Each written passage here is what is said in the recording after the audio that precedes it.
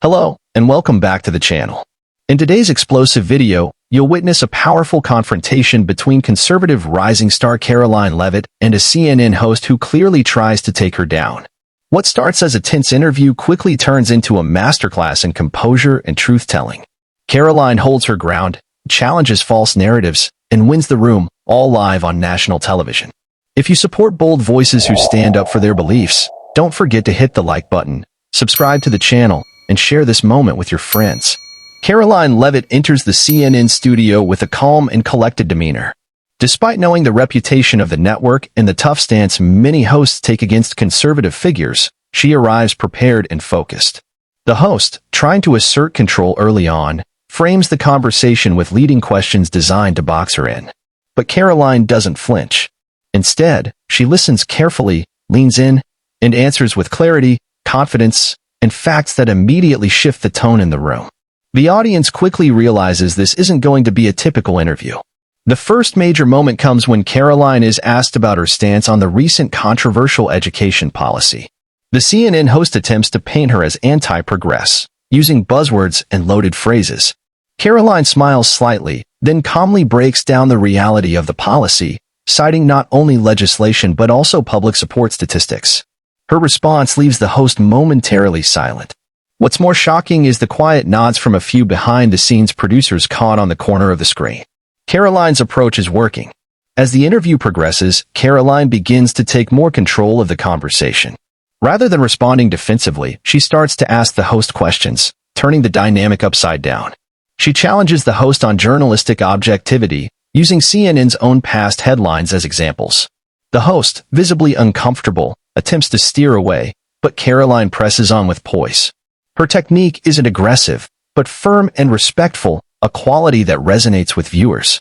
Commenters later would flood the video with praise for how she flipped the table, without losing composure. One of the most intense exchanges involves a discussion about the border crisis. The host accuses Karoline's party of using fear tactics and racial division. Karoline, unshaken, responds with factual statistics from independent sources and recounts stories from families affected by border policy failures. Her words carry emotional weight, but are grounded in reality. The host's attempts to reframe her points fall flat. As tension builds, the studio feels it. There's a shift. Karoline isn't there to play defense. She's there to speak truth. Karoline then brings up media responsibility. She asks why major outlets, including CNN, often omit key facts or selectively edit statements from conservative leaders. The host defensively replies, citing editorial independence. But Karoline counters with real examples, clips, timestamps, and published corrections. Her preparation is meticulous. The audience, both in studio and at home, sees the difference between talking points and truth. It's at this point the host starts interrupting more, a sign that control is slipping. Yet Karoline remains calm, never raising her voice. The dynamic continues to intensify. When asked about climate policy, Karoline acknowledges environmental concerns but points to the hypocrisy in elite circles. She talks about politicians flying private jets while lecturing working-class Americans about cutting emissions. Her words cut through the virtue signaling, and people watching can feel the raw honesty in her voice. It's not that she's against progress, it's that she's against fake progress sold by those who don't follow their own rules. The studio starts to feel more like a debate hall than a news set. A pivotal turning point occurs when Karoline references the host's own past interviews. She respectfully but firmly points out the double standards in how liberal and conservative guests are treated. Pulling up side-by-side examples on her tablet, she exposes the bias in tone, interruption frequency, and framing. The host stammers, claiming she's being conspiratorial. Karoline calmly says, "I'm just presenting what you've already aired. I'm not speculating." That moment goes viral later. The clip of her saying that is shared across multiple platforms, gaining millions of views. The atmosphere in the studio is noticeably different now. Karoline has gone from guest under fire to guest commanding attention. She begins to outline her vision for America, one focused on freedom, opportunity, and responsibility. Her words are direct yet inspiring. Even staff members off camera seem engaged. The host tries to regain ground with a personal jab, referencing Karoline's age and experience. But that backfires. Karoline responds with grace, explaining how her generation is ready to lead because they're tired of watching things fall apart. Karoline's discussion about generational leadership strikes a chord. She talks about growing up watching institutions fail her peers, schools failing to teach, government failing to serve, media failing to inform. Her perspective isn't jaded, but realistic. She says change doesn't come from age, it comes from courage. The host, perhaps sensing he's losing the narrative, tries to pivot again. But the audience is already locked into Karoline's energy. Comments flood in from viewers thanking her for saying what they've long felt but couldn't say aloud. The conversation takes another sharp turn when the topic of censorship on social media is introduced. The host suggests that regulating harmful misinformation is necessary for democracy. Karoline raises a critical point. Who decides what's harmful? She brings up specific examples of stories that were suppressed, later proven true. The Hunter Biden laptop case, COVID origins, and election irregularities all come up. The host tries to label them as fringe, but Karoline, once again, brings data and headlines. Her calm, evidence-based approach makes even skeptics stop and think. At this point, the audience is no longer just passive. On social media, live tweets begin flooding in, praising Karoline's poise and calling out the host's bias. Even political commentators from both sides begin to chime in, shocked by how one-sided the interview began, and how completely Karoline turned the tide. The live YouTube chat explodes with support. She's speaking truth to power, one user writes. It's clear now, this isn't just a viral moment, it's a shift in how people view these interviews. Karoline brings the focus back to everyday Americans. She talks about the small-town business owners, the single moms, and veterans who feel voiceless. She says they don't watch CNN anymore because they don't see themselves represented. The host tries to interject, suggesting CNN does cover real issues, but Karoline gently challenges that by asking how often those stories lead the broadcast. Her authenticity resonates. She's not grandstanding, she's amplifying the voices of people who feel forgotten in the media landscape. Next comes the moment many would call the emotional peak. Karoline shares a personal story about someone close to her, a relative who struggled during the pandemic and felt abandoned by government aid programs. She uses it to illustrate how top-down policies often miss the people they claim to help. The studio falls silent. The host's combative energy dims temporarily. For the first time, it feels like he's listening. The power of personal truth cuts through the noise and reminds everyone that politics affects real lives. The host, perhaps realizing the energy has shifted, tries a different tactic: flattery. He compliments Karoline's composure and communication skills, saying she has a future in media. But Karoline doesn't take the bait. Instead, she redirects the compliment back to the issues. She says the real focus should be on restoring trust, not building careers.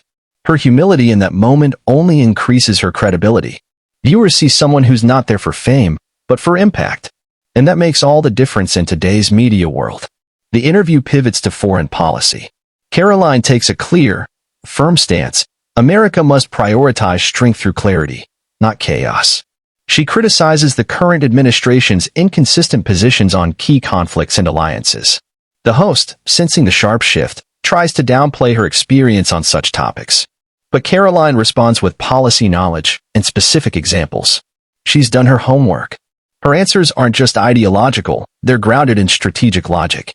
This moment redefines how the audience sees her, not just as a speaker, but as a thinker. There's a visible tension on the host's face now. For the first time, he looks uncertain. He shuffles his notes, glances off camera, and shifts in his seat. Karoline remains centered, grounded, and unwavering. She uses this moment to drive her message home. We need honest conversations, not curated narratives. She says it's time for media to be challenged, not worshipped. The line hits hard. It echoes across social media as a quote, plastered in bold text over her image. A true soundbite moment. The host attempts to regain ground by steering the conversation into conspiracy territory, referencing online movements and right-wing forums. Karoline is quick to distance herself from extreme views, while also pointing out that dismissing valid questions as conspiracies has become a media tactic. She exposes the laziness of painting dissent with one brush. Again, her tone is factual, not dramatic. The more she speaks, the more viewers realize this is not someone driven by party, but by principle. And that's a rare trait in modern politics. Karoline's next point challenges legacy institutions directly. She argues that institutions lose public trust not because of outside attacks, but because of their own inconsistencies. She cites polling data showing record low confidence in media, government, and education systems. The host appears visibly frustrated now, pushing back hard. But Karoline remains focused, methodically dismantling each counterpoint. She's not there to argue, she's there to reveal. The comments continue rolling in. "She's saying everything we've been screaming at our TVs for years," writes one user. The interview wins toward a conclusion, but not without one last powerful exchange. The host asks what gives Karoline the right to speak so confidently. Her answer is simple: "Because I listen to people. I don't filter them through party lines or producer scripts." The room goes quiet. That sentence hits like a bell. Karoline's presence, her precision, and her power have turned what was supposed to be a takedown into a transformation. This is no longer just an interview. It's a viral turning point. As the cameras keep rolling, Karoline Leavitt begins to wrap up her final points with the same strength and grace that have defined her entire appearance. She speaks about the future, not just of her party or career, but of American discourse. She explains that disagreement is not dangerous, suppression of debate is. The studio, which had seemed hostile at first, now feels contemplative. Viewers notice the change. It's no longer Karoline against the host, it's truth against performance. And truth is winning. Karoline takes a moment to thank the host for having her on, despite the clear tension throughout the exchange. That gesture of respect, despite everything, lands powerfully. It reveals something essential. She's not there to humiliate, she's there to illuminate. The audience, both live and online, responds strongly. Many begin sharing the clip, emphasizing that politics needs more people like her, people who speak forcefully, but respectfully. It's a masterclass in how to win arguments without raising your voice or losing your values. Clips from the interview begin circulating online within minutes. Influencers, political analysts, and even comedians repost the segment where Karoline calmly corrects the host with exact timestamps and citations. The moment becomes a meme, but also a message: facts still matter. For young conservatives watching, this interview becomes a reference point, a guide on how to be firm, informed, and unapologetic without becoming combative or toxic. It's not just viral content. It's a new blueprint for engagement in an era of outrage. Meanwhile, on television, the network faces unexpected feedback. Normally, controversial interviews result in outrage or partisan praise. But this time, something different happens. Viewers from various political backgrounds admit Karoline made good points. Even those who disagree with her ideology find themselves respecting her demeanor.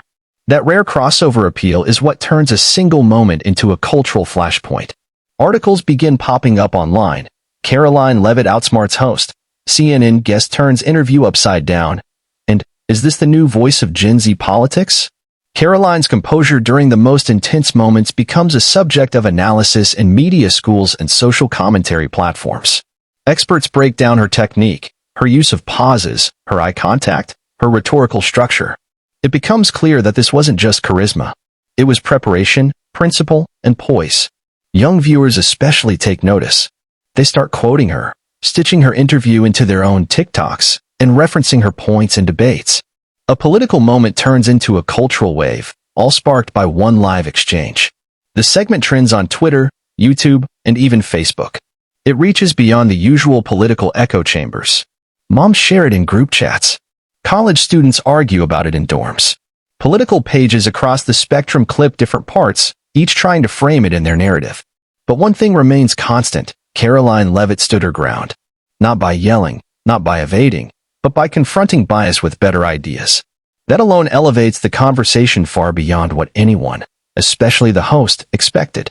In the days following the interview, Karoline appears on several other networks, including podcasts and independent shows. Everywhere she goes, people ask her about that CNN moment. But she doesn't gloat. Instead, she uses the attention to bring focus back to the issues. That humility, the refusal to turn victory into vanity, earns her even more respect. For once, politics isn't about scoring points. It's about making points that matter. And Karoline is proving she's here to make an impact, not just headlines. Back at CNN, the fallout is mixed. Some producers reportedly expressed concern over how the host handled the segment. Others acknowledged that the audience responded more positively to Karoline than to the host's usual tone. Internal debate swirls: should they allow more voices like hers? Should they adapt? Whether or not the network changes, one thing is clear: the viewers have spoken. They want authenticity. And Karoline gave them exactly that, with no filter, no facade, and no fear of cancel culture. Karoline later reflects on the interview during a live stream Q&A. She says the key to navigating hostile environments is to stay rooted in truth and never take things personally. It's not about me, she tells her audience. It's about what I represent, people who've been ignored, mocked, or misrepresented. That line sticks with her followers. Screenshots of it go viral. For many, it's a reminder that one voice, when prepared and principled, can shift an entire room and maybe even a nation. The legacy of the interview continues to grow. It's not remembered as just a media clash. It becomes a symbol of how truth, courage, and preparation can overcome narrative, spin, and hostility. Karoline Leavitt didn't just survive a tough interview, she dominated it with grace. She reminded everyone watching that facts, spoken calmly and clearly, can pierce through even the most entrenched biases. And in a world full of noise, that kind of clarity is revolutionary. This was more than a viral moment, it was a cultural awakening. In the days that follow, Karoline's phone doesn't stop buzzing. Reporters want statements, radio hosts want interviews, and supporters want to thank her. But instead of jumping on every opportunity, she stays selective. She tells her team, I don't want to chase cameras. I want to chase change. That mindset shocks even seasoned strategists. Karoline isn't trying to become famous, she's trying to become effective. And that focus resonates deeply with a new generation tired of empty slogans and performative outrage. College campuses start holding discussions about the interview. Professors who once ignored conservative perspectives now use the video in classrooms to examine media bias and rhetorical discipline. Students debate Karoline's points, not just from a political lens, but from a communication perspective.